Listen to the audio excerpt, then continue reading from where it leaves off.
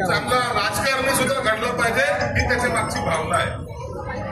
श्रीकांत जी, तुम्हारा अच्छा है, तुम एक बार परीक्षा पास हो गए, आयस हो गए। अब तो हर 5 साल को परीक्षा देना पड़ती, हर 5 साल को। मावशी कशी आहेस? ती मावशी इकडे पहा, कशाला आला इकडं? अरे भाऊ कसा आहेस? काय पहिले काय आकडायचं, गाडीतून जायचं तर काच खाली करत नव्हतं, आता मला म्हणतोय माझ्याकडे पहा। इलेक्शनच्या टायमाला किती त्रास आहे यांचं। बरं एकदा एक्झाम दिली, एकदा आयएस झाले तर रिटायर पर्यंत आयएस, आम्हाला दर 5 वर्षाला परीक्षा द्यावं लागतं। माझं तर असं आहे, मला कधी कधी तर मी मागेही बोललो, 10 वर्ष नगरसेवक होतो, संजू भाऊच राहिलो, आणि आज भी संजू भाऊ आहे, आज भी संजू भाऊ आहे। तरी संजू भाऊ दुसऱ्यांदा आमदार झालो, तरी संजू भाऊ तिसऱ्यांदा आमदार झालो, तरी संजू भाऊ चौथ्यांदा आमदार झालो, तरी संजू भाऊ। हे कोणी मला मंत्री पण म्हणत नाही, आणि कधीतरी माझी कदर करणार आहे। परंतु मला हे सगळ्या ते मला सांगतात, साहेब आम्ही मिलिंद कॉलेजमध्ये शिकलेलो आहोत, आम्ही अधिकारी झालो साहेब, परंतु मिलिंद कॉलेज आजही आमच्या नजरेसमोर जात नाही। तिथून आम्ही त्या शिकल्यामुळं आज आम्ही या खुर्चीवर आलोय।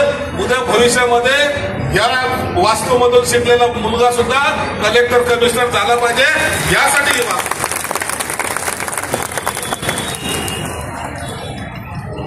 काही लोकांना वाटलं दादा बरं झालं, वाटतं मंगल करायला सारखं दिसायला इथं स्टेज टाकायचा, नवरा नवरी आले, जय भीम केला, लग्न लावले, चलो सगळ्या पंधरवाड्या इथं टाकल्या, ते उष्ट अन्न इथे तिकडं पडलेलं आहे। 2 जण चांगले संध्याकाळचं दुपारीच केलेले कार्यक्रम केलेले आहेत, आणि चालला जोरात जय भीम करत, पण इथं पडलेलं आहे, तर कोणी आतमध्ये जाऊन पडत होणार नाही।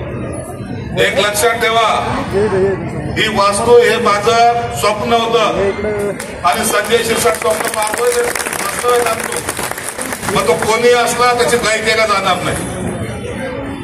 ऐकताना मी आजच सांगितलंय, उद्यापासून 4 सिक्युरिटी या ठिकाणी ठेवा, 4 सिक्युरिटी असले पाहिजे। सकाळचं झाडू लोट, आता हे तो सगळं उत्साहात आपण बोलतो, उत्साहामध्ये सर्व पाहून जातो। उद्या झाडू मारायला किती लोक येणार तुमच्यापैकी? एकही येणार नाहीये, म्हणून त्याची व्यवस्था मीच केलेली आहे। तुमचे काय काय आवश्यकता, सकाळी महानगरपालिकेचे लोक येतील, साफसफाई करतील, जे 4 बॉडीगार्ड ठेवतोय, पोलीसवाले म्हणजे त्यांचे सिक्युरिटी ठेवतोय, ते मिलिटरी रिटायर ठेवतोय। उघड डोक्याला तर आपलं कोण तेही गुडघ्या तर आपल्याला गुडघ्या, जे होईल ते होईल, एकच होईल। केलं पाहिजे का नाही केलं पाहिजे? याचं पावित्र्य राखलं पाहिजे का नाही राखलं पाहिजे?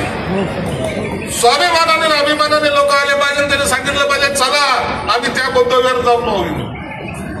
या मराठवाड्यातल्या प्रत्येक माणसाने इथं येऊन नमन केलं पाहिजे, ही कल्पना त्याच्या माणसं हे नीट केलं आहे काय? उपकार केले नाहीत,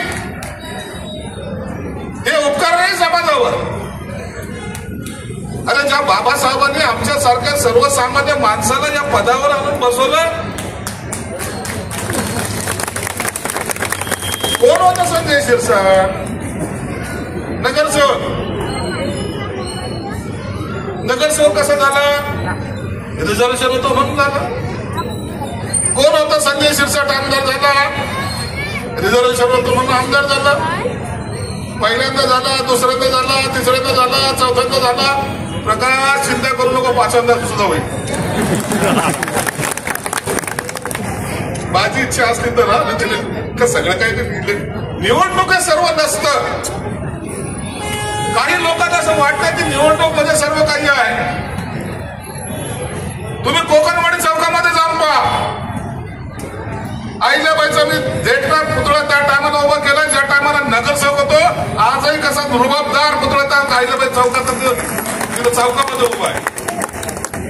अरे तुम्हाला जेव्हा अधिकार मिळतात, जेव्हा तुम्हाला सत्ता मिळते, त्या सत्तेचा उपयोग लोकांसाठी करा, लोकांसाठी करा. लोक कधी विसरत नाही, लोक तुम्हाला कधी विसरणार सुद्धा नाही.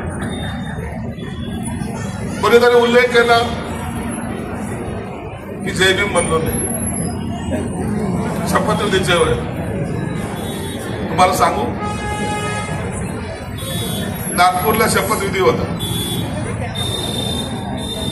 आता पहिल्यांदा मंत्रिमंडळ चाललो, दुपारी 2 वाजेपर्यंत आमचं नाव सुद्धा येत नव्हतं. संभाव्य मंत्री, मग त्याच्यामध्ये 4 लोकांचे नाव, या 4 लोकांचे नाव. धाकधूक कशी असते. आपण चाललोय ज्या ठिकाणी चाललोय त्या ठिकाणी शपथ घ्यायची. किती वाजता बोलवते, कधी जायचं, डोक्यामध्ये भलतं टेन्शन, मंत्री व्हायचंय. बायको बरोबर ती म्हणती फोन आला का, नंतर थांब न येईल ना. नाही रात्री आला होता ना पण आपल्याला. अरे रात्री आला होता तर दिवसाचा एक फोन आणखी येतो. मुलं बाळा बरोबर नागपूरला गेलो. दुपारी 2-2:30 दरम्यान सांगितलं की तुम्हाला तिथं यायचंय, तुमची पुढची इथं आहे, तिथं आहे, तिथं आहे. गाडीने तिथे गेलो. आता त्या पहिल्यांदा आयुष्यामध्ये कधी न पाहिलेलं त्या स्टेजवर बसलो. समोर राज्यपाल बसलेले, एकीकडून मुख्यमंत्री बसलेले, दोन्हीकडून 2 उपमुख्यमंत्री बसलेले, माझ्या लाईन मध्ये अनेक जण बसलेले. सगळ्यांचा शपथविधी. आता बरं शपथविधी आहे तर तो पण आम्हाला सांगितलं नाही, तुम्ही कॅबिनेट मंत्री का राज्यमंत्री. मला त्याची धाकधूक. आता होतोय काय ते माहित नाही. मी पण हुशार, सगळ्या लाईन पाहिल्या. आणि जेव्हा मी पाहिलं की माझ्या बाजूला जे काही मान्यवर आहेत ते कॅबिनेटचे, त्यांच्या पहिले माझा नंबर आहे, याचा अर्थ मी कॅबिनेट मंत्री होणार आहे हे नक्की झालं होतं. इकडून तिकडून ते झालं, नंबर आला माझा, उठलो गेलो. ती शपथ असते ती वाचावी लागते. मग तिकडे राज्यपाल म्हणतो मी, मग आपण नंतर मी, संजय, शकुंतला, पांडुरंग, शिरसाट. मग ते पुढे सुरू करावं लागतं. आता पहिले तर काही धडधड सुरू. शपथ पूर्ण कसे बरोबर वाचलं जाईल का नाही जाईल, नाही तर आपल्या रामदास आठवले नको व्हायला. टेन्शन असतं का नाही. पूर्ण शपथ एकदाची वाचली, जाऊन त्या रजिस्टरवर सही केली, निवांत झालं. आता मंत्री झालो, राज्यपालाचे हात मिळवला, मुख्यमंत्र्यांशी हात मिळवला. आणि त्या आनंदाच्या भरामध्ये जेवढं होतं तेवढं वाचलं, संपलं. सर्वच लोकांनी तसं केलं. 2 दिवस झाले सगळ्यांचे फोन चालू होते. साहेब तुम्ही मंत्री झाला, तुमचं अभिनंदन. साहेब तुम्ही मंत्री झाला, तुमचं अभिनंदन. सगळ्या अभिनंदनाचे फोन. त्या तसाच एक फोन रात्री 11:30ला आला. साहेब तुमचं मंत्री झाले त्याच्याबद्दल तुमचं अभिनंदन. पण रात्री 11:30ला फोन आल्यानंतर आवाज आपला कसा चढतो, त्याला काही चॅलेंज आहे. साहेब तुम्ही मंत्री झालात पण, म्हटलं काय झालं पण. नाही म्हणे सर्व जरी झालं असेल, तुम्ही महाराष्ट्राचे मंत्री झालात, आम्हाला त्याचा आनंद आहे. पण ज्या बाबासाहेबांनी ही घटना केली, ज्या बाबासाहेबांनी तुम्हाला मंत्री केलं, ज्या बाबासाहेबांमुळे तुम्ही आमदार झाले, तुम्ही जय भीम म्हणणं विसरले. मी म्हणणार आहे आता तुला काय सांगू, माझी हालत काय होती. 5 मिनिटं जर आणखी स्टेजवर उभं राहिलं असतं तर काय झालं असतं मलाच माहित नाही. परंतु हे विचार त्याचा चुकला असं मी म्हणणार नाही. ते म्हणलं पाहिजे का नाही म्हणलं पाहिजे तो भाग वेगळा आहे. म्हणलं पण पाहिजे, का नाही म्हणावं. परंतु त्यांनी मांडलेल्या विचाराला कधी मी विरोध केला नाही. जेव्हा खात्याचा पदभार घेतला तर मी असं ठरवलंय की या महाराष्ट्रामध्ये आतापर्यंत झालेल्या मंत्र्यांनी काम चांगलं केलं असेल, नो डाऊट.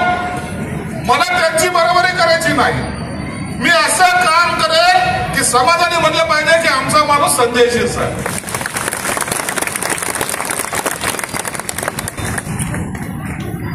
पहिल्याच 8 दिवसांमध्ये मी हॉस्टेलला गेलो, जाऊन पाहिलं, त्या पोरांची व्यथा ऐकली, तातडीने निर्णय घेतला, दुरुस्ती सुरू झालेली जाऊन बघा.